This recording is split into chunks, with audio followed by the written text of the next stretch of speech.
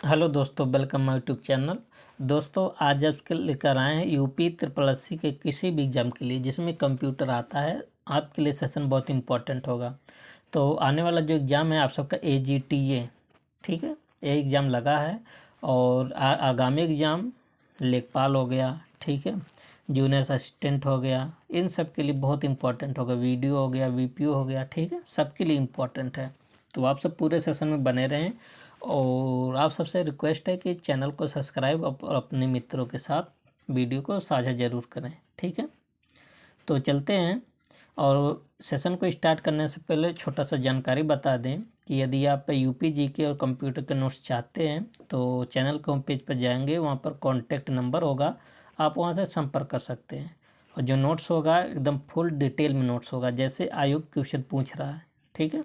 आप सब इतना ज़रूर पढ़ लेंगे ताकि कंप्यूटर में 14 तो सही कर लेंगे ही। और कंप्यूटर में UP GK में करंट वाला पोर्शन को छोड़ के लगभग क्वेश्चन आप बना सकते हैं, ठीक है। एक आध दो क्वेश्चन अगर उसमें से और स्किप कर दिया जाए। तो चलते हैं, सेशन को स्टार्ट करते हैं। देखिए, कैसे मेमोरी प्रोसेसर के बहुत निकट होती है और इसमें डेटा अस्थायी संग्रहण मतलब स्टोर करता है। बिल्कुल बात सही है, ठीक है। तो कैसे मेमोरी किसके बहुत निकट होती है? प्रोसेसर का मतलब आप सबको पता ही है। कैसे मेमोरी मुख्यतः अस्थायी डेटा स्टोर करने के लिए प्रयुक्त होती है। यहाँ पर देखिए, यह मिस्टेक हो गया है। मिस्टेक क्या बोला? अस्थायी, परमानेंट नहीं ये स्टोर करता है, ठीक है। तो यहाँ पर यहाँ पर कौन सा पहला गलत? पहला सही दूसरा गलत। तो केवल ए ऑप्शन सही होगा, केवल ए पहला सही है, ठीक है। तो ए ऑप्शन सही होगा। तो आप सब यहाँ पर देख सकते हैं कि कैसे मेमोरी एक अस्थायी तेज मेमोरी होती है और जो CPU के बहुत नज़दीक होती है और बार बार उपयोग होने वाले डेटा को स्टोर करती है, ठीक है। आपको बताते हैं सबसे तेज़ मेमोरी कौन सा होता है? रजिस्टर, उसके बाद कैसे, फिर रैम, फिर रोम, उसके बाद सेकेंडरी। अच्छा, जो सबसे तेज़ होता है ना उसका स्टोरेज क्षमता सबसे कम होता, उल्टा होता, अपोजिट। सबसे तेज़ वाले का स्टोरेज क्षमता सबसे कम। क्वेश्चन नंबर 2 क्या है? कह रहा है कि वर्चुअल मेमोरी हार्ड डिस्क का एक हिस्सा होता है जिसे रैम के रूप में इस्तेमाल किया जाता है। बिल्कुल बात सही है। जब भी कंप्यूटर में रैम पर्याप्त ना हो तो वर्चुअल मेमोरी खुद व खुद रैम को अस्थायी रूप से बदल देती है। देखिए, सब तो सही बोला है, लेकिन यहाँ जो अस्थायी रूप से बोला ना, एक गलत है। यहाँ केवल क्या आपका रहेगा? अस्थायी रूप से, ठीक है। तो यहाँ पर भी पहला ऑप्शन सही हो जाएगा। देखिए, रैम जो है ना, जब कंप्यूटर में आपके मेमोरी में कंप्यूटर में जब रैम फुल हो जाता है तो वह सेकेंडरी स्टोरेज यूज करने लगता है, तो इसे बोलते हैं वर्चुअल मेमोरी। और ये होता है ना, ये अस्थायी रूप से नहीं होता, अस्थायी होता है। तो आप सब यहाँ पर देख सकते हैं कि केवल पहला स्टेटमेंट सत्य है ना। क्यों सत्य है? देखिए, वर्चुअल मेमोरी एक तकनीक है जो हार्ड डिस्क का कुछ हिस्सा रैम की तरह उपयोग करता है और ये अस्थायी नहीं होता है, ठीक है। केवल अस्थायी समाधान के रूप में काम करती है जब रैम कम हो तो ऐसे थोड़ा थोड़ा पॉइंट आप सबको ऐसे घुमा दिया जाता है। इसमें पहला क्या है? SSL और TLS दोनों नेटवर्क सुरक्षा प्रोटोकॉल हैं जो डेटा ट्रांसमिशन को एनक्रिप्ट करते हैं, ठीक है। तो बिल्कुल बात सही है, सिक्योरिटी के दृष्टि से भी बहुत इंपॉर्टेंट है। SSL एक नया और सुरक्षित प्रोटोकॉल है, जबकि TLS पुराना और असुरक्षित। यहाँ देखिए, उल्टा बोल दिया। SSL नया नहीं, ये पुराना है और इसका स्थान कौन ले रहा है? TLS, ये नया है। तो यहाँ पर भी केवल पहला ऑप्शन सही हो जाएगा। पहला सही है और दूसरा स्टेटमेंट गलत है, ठीक है। देखिए, SSL और TLS दोनों ही सुरक्षा प्रोटोकॉल है, लेकिन SSL पुराना है और TLS उसका उन्नत संस्करण है, मतलब नया वर्जन। क्वेश्चन नंबर 4, करके ऑपरेटिंग सिस्टम का मुख्य कार्य केवल, यहाँ पर देखिए केवल बहुत ध्यान से आप सब पढ़िएगा, केवल हार्डवेयर को नियंत्रित करता है। गलत, ये हार्डवेयर के साथ साथ सॉफ्टवेयर को भी नियंत्रित करता है। ऑपरेटिंग सिस्टम यूजर और कंप्यूटर के बीच मध्यस्थ के रूप में काम करता है। बिल्कुल बात सही। अच्छा, एक बोलता जाता है कर्नेल। कर्नेल क्या होता है? कर्नेल ऑपरेटिंग सिस्टम का हेड होता है। ठीक है, तो दूसरा सही, पहला गलत। तो कहाँ पर आप लगाएंगे? दूसरा सही है और पहला गलत, मतलब केवल दूसरा सत्र, बी ऑप्शन पर जाएंगे। ऑपरेटिंग सिस्टम जो होता है ना, हार्डवेयर ही नहीं बल्कि सॉफ्टवेयर और यूजर के बीच इंटरफेस को भी नियंत्रित करता है। इसका मुख्य कार्य यूजर और सिस्टम के बीच पुल का काम करना है। तो आप सबसे कभी यही पूछा जाता है कि पुल का काम कौन करता है? तो सिस्टम सॉफ्टवेयर। क्वेश्चन नंबर 5 कह रहा है कि आईओटी मतलब internet of things device IP address का उपयोग कर इंटरनेट से जुड़ते हैं। बिल्कुल बात सही है। और इसमें बोला कि आईओटी केवल स्मार्टफोन और लैपटॉप तक सीमित नहीं। तो पहला केवल सही है। आईओटी की दुनिया ना बहुत बड़ा आगे आने वाले समय में, जैसे स्मार्ट होम हो गया, स्मार्ट वॉच हो गया ना। देखिए, आईओटी का मतलब उन डिवाइसेस से है जो इंटरनेट से जुड़े होते हैं, जैसे स्मार्ट बल्ब हो गया, सीसीटीवी हो गया, स्मार्ट वॉच हो गया, है ना। ये सभी आईपी एड्रेस से कनेक्ट होते हैं। ठीक है। और दूसरा स्टेटमेंट क्यों गलत है? क्योंकि आईओटी सिर्फ फ़ोन लैपटॉप तक सीमित नहीं है, इसकी दुनिया बहुत बड़ी है। अगला क्वेश्चन क्या है कि मल्टीटास्किंग ऑपरेटिंग सिस्टम एक समय में कई कार्य कर सकते हैं। बिल्कुल बात सही है। मल्टीटास्किंग ऑपरेटिंग सिस्टम एक साथ कई प्रोसेसर का उपयोग करता है। क्या बात सही है? नहीं। देखिए, प्रोसेसर कोई ज़रूरी नहीं एक साथ कई प्रोसेसर, एक प्रोसेसर से बहुत सारे काम ही कर सकता है।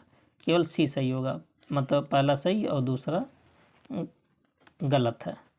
रीजन, अच्छा असेसन रीजन का ना, तो आपके पेपर में जूनियर असिस्टेंट के पेपर में पूछा गया था।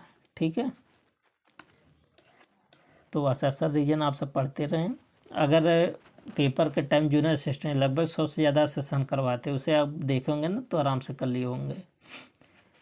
देखिए, मल्टीटास्किंग ऑपरेटिंग में एक सीपीयू कई कार्यों को बारी बारी से करता है, ना कि एक साथ कई प्रोसेसर। सीपीयू का मतलब क्या होता है? प्रोसेसर ही होता है। ठीक है। आगे देखिए, इंटरनेट और प्रोटोकॉल से असेसन क्या कह रहा है कि एचटीटीपी और एचटीटीपीएस दोनों वेब डेटा ट्रांसफ़र के प्रोटोकॉल। बिल्कुल बात सही। ये सुरक्षित नहीं होता और ये क्या होता है? सुरक्षित होता है।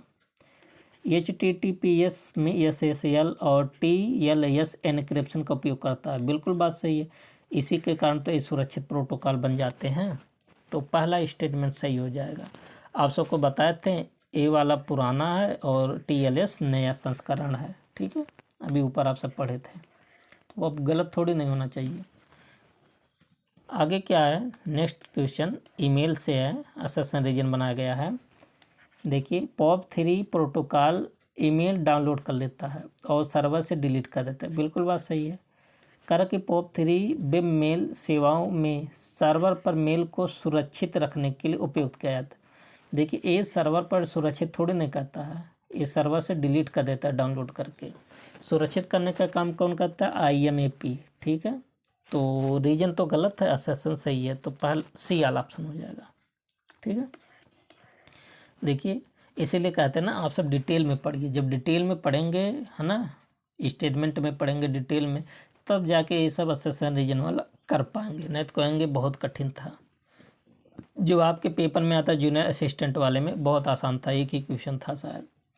POP3 सर्वर से ईमेल हटाकर लोकल सिस्टम पर डाउनलोड करता है और सर्वर पर कौन रखता है? IMAP। मशीन लर्निंग से कह रहा है कि आर्टिफिशियल इंटेलिजेंस में डिसीजन मेकिंग की क्षमता होती है। क्या बात सही है? बिल्कुल बात सही है। करके मशीन लर्निंग मानव निर्देश के बिना भी अपने अनुभव से सीखता, ये भी बात सही है। तो दोनों सही है, लेकिन दोनों अपना अलग अलग रूप है। ठीक है, अपने में दोनों सत्य है। क्वेश्चन नंबर 9 नेटवर्किंग से है। कह रहा कि DNS का उपयोग डोमेन नेम को IP एड्रेस में बदलने के लिए किया जाता है। बिल्कुल बात सही है। और कह रहा कि DNS एक प्रकार का ईमेल सर्वर होता, नहीं, ये एक प्रकार का ईमेल सर्वर नहीं होता, एक गलत है। तो सी ऑप्शन सही हो जाएगा। ठीक, देखिए DNS नाम से IP ट्रांसलेटर है, ना कि ईमेल सर्वर। क्लाउड कंप्यूटिंग से है, देखिए कह रहा है कि क्लाउड कंप्यूटिंग में डेटा को कहीं से भी एक्सेस किया जाए, बिल्कुल बात सही है। और क्लाउड कंप्यूटिंग केवल ऑफलाइन कंप्यूटर पर काम कर, नहीं, ये ऑनलाइन कंप्यूटर पर काम करता है। ठीक है, ऑफलाइन कैसे, आप सब ऐसे भी दिमाग लगा सकते हैं, ऑफलाइन रहेगा तो नेटवर्क थोड़ी नहीं चलेगा। ठीक है, क्वेश्चन नंबर 11 MS एक्सेल से है, कह रहा है कि MS एक्सेल में काउंट इफ फंक्शन किसी भी रेंज शर्त पूरी करने वाले सेल की संख्या गिनता है। ठीक है, बहुत इंपॉर्टेंट है भी। कह रहा है कि काउंट इफ केवल टेक्स्ट वैल्यू गिन सकता है, ना कि नंबर्स को। नहीं, ये देखिए जो काउंट इफ होता है ना, टेक्स्ट भी गिनता है और नंबर को भी गिनता है, दोनों को गिनता है। तो सी ऑप्शन होगा पहला सही है, और रीजन क्या है, गलत है। देखिए काउंट टिप टेक्स्ट और नंबर दोनों गिन सकता है। अगला क्वेश्चन है साइबर सिक्योरिटी से, कह रहा कि ट्रोजन हॉर्स वायरस खुद को उपयोगी प्रोग्राम की तरह दिखता है। आपको बहुत बार ये सब बताएं, ट्रोजन ऐसा लगेगा ना जैसे तो ओरिजिनल चीज़ है, लेकिन वो ख़राब चीज़ रहता है। ये उपयोगकर्ता की अनुमति के बिना खुद को कॉपी कर सकता है, ये भी बात सही है। तो दोनों देखिए अलग अलग ट्रोजन हॉर्स अलग। ठीक है, और इसका एक प्रॉपर्टी है, ट्रोजन हॉर्स क्या करता है, जो अनुमति के बिना खुद को कॉपी कर सकता है। बी ऑप्शन सही हो जाएगा। ठीक है, देखिए ट्रोजन हॉर्स खुद,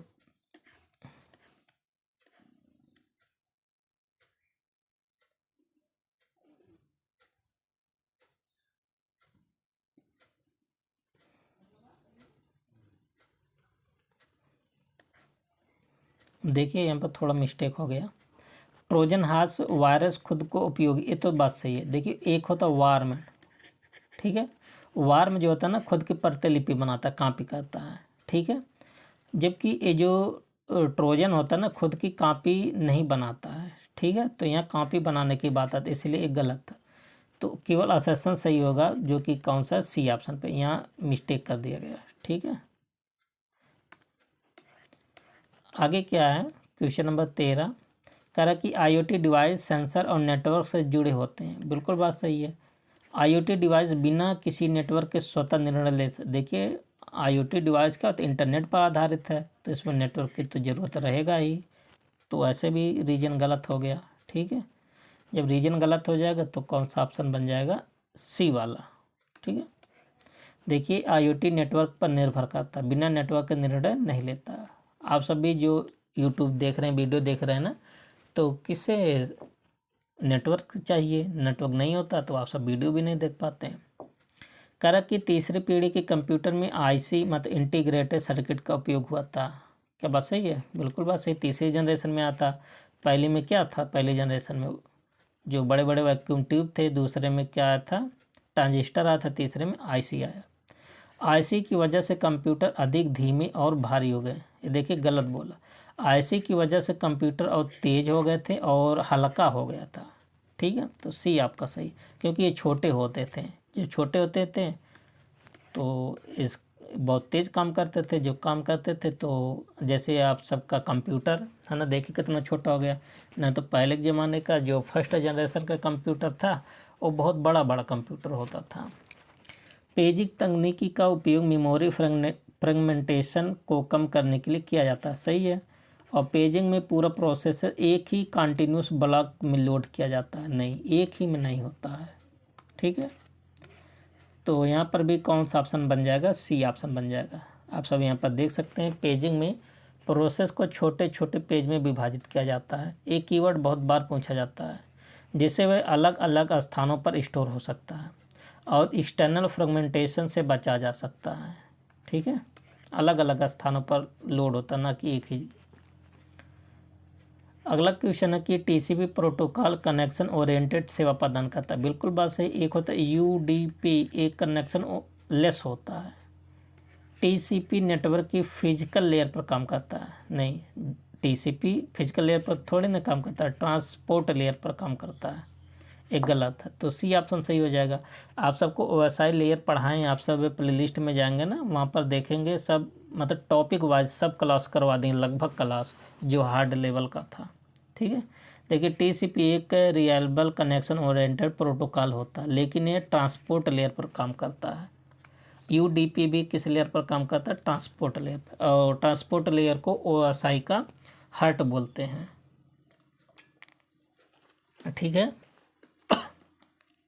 आगे क्या है, कह रहा है कि control plus shift plus N shortcut EMS word में नॉर्मल स्टाइल लागू करने के लिए होता है। सही है, तो नॉर्मल स्टाइल लागू होता है। दूसरा क्या है कि control plus shift plus N नया डॉक्यूमेंट खोलने का शॉर्टकट की, नहीं, इसके माध्यम नया डॉक्यूमेंट थोड़ी नहीं खुलेगा, तो सी ऑप्शन सही हो जाएगा।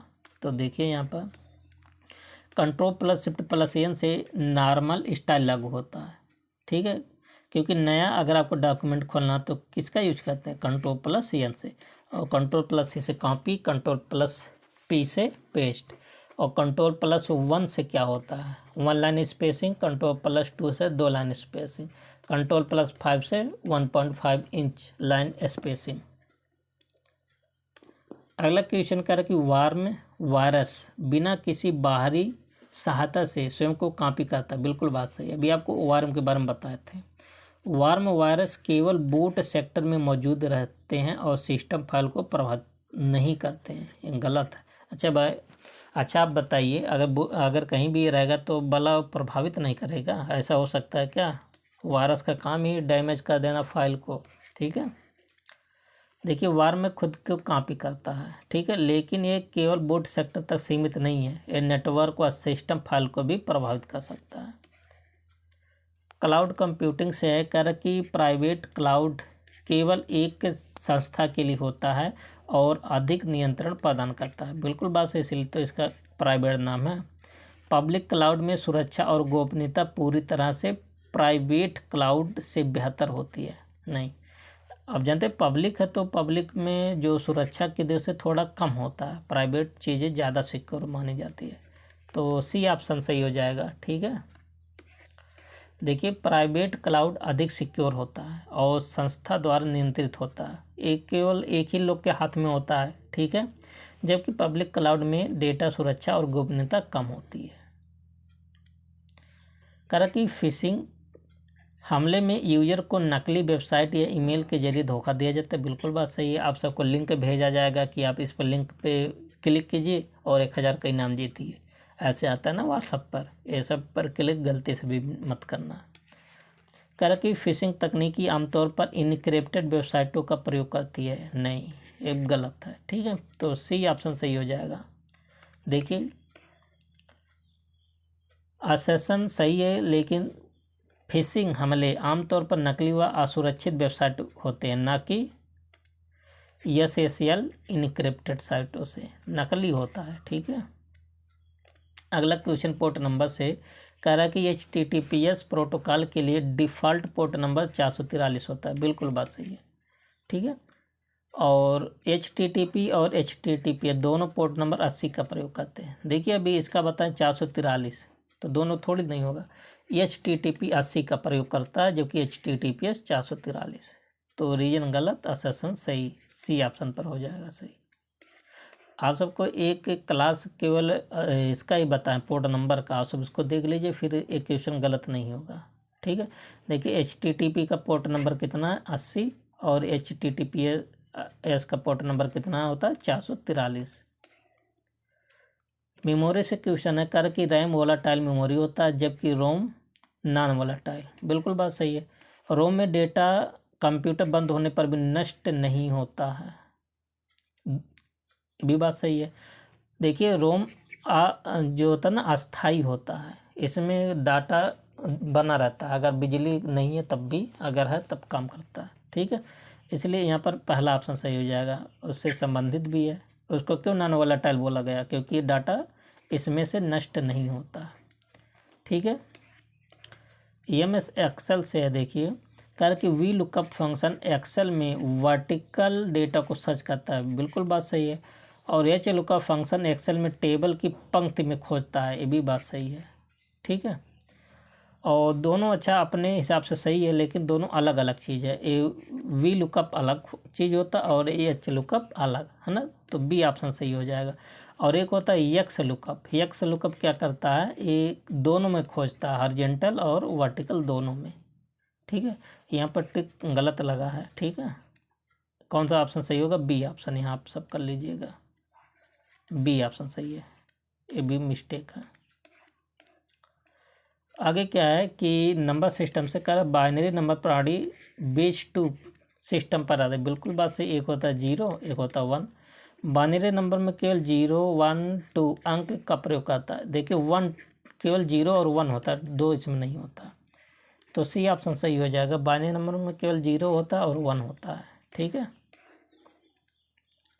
कह रहा कि EEPROM में डेटा को बार बार संशोधित किया जा सकता है। बिल्कुल बात सही है। Electrically erasable programmable read only memory, है ना। EEPROM नॉन वोलेटाइल मेमोरी होती है, ये भी बात सही है, तो यहाँ पहला सही हो जाएगा, नॉन वोलेटाइल है। ठीक है, देखिए electrically erasable programmable read only memory एक नॉन वोलेटाइल मेमोरी होती है, जिसमें डेटा को इलेक्ट्रिकली रूप से बार बार मिटा कर और लिखा भी जा सकता है। लेकिन किसके माध्यम से मिटाएंगे, इलेक्ट्रिकली माध्यम से। कर की ऑपरेटिंग सिस्टम डेड लॉक को रोकने के लिए बैंकस एल्गोरिथम का प्रयोग किया। बिल्कुल बात सही है। और डेड लॉक तब होता है जब कई प्रोसेस एक दूसरे के संसाधनों की प्रतीक्षा कर रहे होते हैं, ये भी बात सही। तो दोनों बात सही है, तो ए ऑप्शन सही होगा। ठीक है, इसी के कारण क्या होता है, डेड लॉक होता है। ठीक है, आगे क्या है, नेक्स्ट क्वेश्चन कह रहा है कि आईपी एड्रेस वर्जन 6 में 128 बिट होता है। बिल्कुल बात सही है। IPv6 IPv4 की तुलना में ज़्यादा सुरक्षित और स्केलेबल होती है, ये भी बात सही है, तो यहाँ भी पहला सही हो जाएगा। इन सब के बारे में आप सबको बहुत बताएं हैं।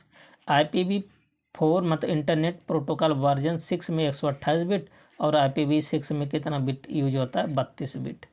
और 6 वाला IPv4 का नया वर्जन है। ठीक है, जो ज़्यादा बैकअप होती है। कह रहा कि क्लाउड कंप्यूटिंग में SaaS एक सेवाएं प्रदान करने का तरीका। बिल्कुल बात सही है, software as a service. SaaS में यूजर केवल, यहाँ देखिए लिखा, हार्डवेयर खरीद सकते हैं, सॉफ्टवेयर नहीं, एक गलत है। ठीक है, तो सी ऑप्शन बन जाएगा सही। देखिए SaaS मतलब सॉफ्टवेयर एज ए सर्विस में यूजर को सॉफ्टवेयर इंटरनेट के माध्यम से सर्विस के रूप में मिलता है। ठीक है, कहाँ से मिलता है, इंटरनेट के माध्यम से। क्वेश्चन नंबर 29 कह रहा कि फायरवॉल नेटवर्क को अनधिकृत एक्सेस से सुरक्षित करती है। बिल्कुल बात सही है। फायरवॉल एंटीवायरस सॉफ्टवेयर का एक प्रकार है। क्या बात सही है। देखिए फायरवॉल अलग चीज़ होता है, एंटीवायरस अलग चीज़ होता है, ये बात गलत है, तो सी ऑप्शन सही हो जाएगा। देखिए फायरवॉल नेटवर्क सुरक्षा के लिए होती है, एंटीवायरस नहीं होती है। एंटीवायरस वायरस को हटाने के लिए होता है। ठीक है, करके पाइथन एक हाई लेवल इंटरप्रेटर लैंग्वेज होता है। बिल्कुल बात सही है। पाइथन को केवल, यहाँ देखिए लिखा, केवल मशीनी लैंग्वेज में लिखा जाता है, गलत है, तो सी ऑप्शन बात सही हो जाएगा। ठीक है, तो ऐसे देखिए क्वेश्चन आपके अभी जो हुआ था 29 तारीख को जूनियर असिस्टेंट का, ऐसे वहाँ भी आया था, बहुत आसान था, नेगेटिव बना के पूछ लिया था। पाइथन एक उच्च स्तरीय इंटरप्रेटेड लैंग्वेज होता है, लेकिन रीजन गलत है। क्यों, क्योंकि पाइथन को मशीन लैंग्वेज में नहीं लिखा जाता, बल्कि वह इंटरप्रेटेड होकर रन करती है। अगला क्वेश्चन कह रहा है कि OSI मॉडल में नेटवर्किंग में 7 परतों वाला मॉडल है। बिल्कुल बात सही है। ठीक है, तो OSI मॉडल में केवल 2 परतें होती हैं, एप्लीकेशन और फिजिकल। क्या बात सही है। अभी आप ऊपर पढ़ रहे हो 7 लेयर होते हैं, तो 2 लेयर कहाँ से। अच्छा, 7 लेयर कितने लोग को याद है, सब कमेंट बॉक्स में ज़रूर बताएं। ठीक है, अच्छा यहाँ पर देखिए है भी 7 layer, physical layer, data link layer, network layer, transport layer, session layer, presentation layer और एप्लीकेशन लेयर, ये 7 लेयर। और ट्रांसपोर्ट लेयर को क्या बोला जाता है, OSI का हार्ट बोला जाता है। अगला question, SQL structural query language एक डेटाबेस मैनेजमेंट लैंग्वेज है। बिल्कुल बात सही है। एसक्यूएल का प्रयोग ऑपरेटिंग सिस्टम को बूट करने में गलत बात। ये जैसे जब डेटाबेस है ना, डेटाबेस मैनेजमेंट करता है जहाँ बहुत बड़ी बड़ी डेटा की बात आती है वहाँ, तो सी ऑप्शन सही हो जाएगा। देखिए structural query language data base से डेटा प्राप्त करने व मैनेज करने में इसका प्रयोग होता है। अगला क्वेश्चन क्या है, कर स्पैम एक अवांछित ईमेल होता है, बिल्कुल बात सही है। स्पैम आमतौर पर प्रमोशनल और फिशिंग कंटेंट के लिए होता है, दोनों बात सही है। ठीक है, तो प्रमोशन करते हैं, इसके माध्यम से लिंक भेजते हैं, ठीक है, मैसेज भेजते हैं, ईमेल भेजते हैं, तभी तो फिशिंग होता है। और आज का लास्ट क्वेश्चन क्या है कि डीएनएस का उपयोग आईपी एड्रेस को डोमेन नेम में बदलना होता है, क्या बात सही है? देखिए यहाँ पे मिस्टेक लिखा हुआ ऑप्शन, ठीक है, मिस्टेक, यहाँ ऑप्शन पर ना जाइए, ये आप सब होमवर्क बना लीजिए, ठीक है। तो इसका आंसर हम आप सबका वेट करेंगे कमेंट बॉक्स में, ठीक है। आप सब इसका रिप्लाई ज़रूर दीजिएगा। एक जो वीडियो था उसमें आप सबको बताए थे कि डोमेन नेम क्या होता है, ठीक है। ये आसान क्वेश्चन है, आप सब कर लेंगे। तो मिलते हैं नेक्स्ट वीडियो में, तब तक के लिए best of luck, thank you and take care.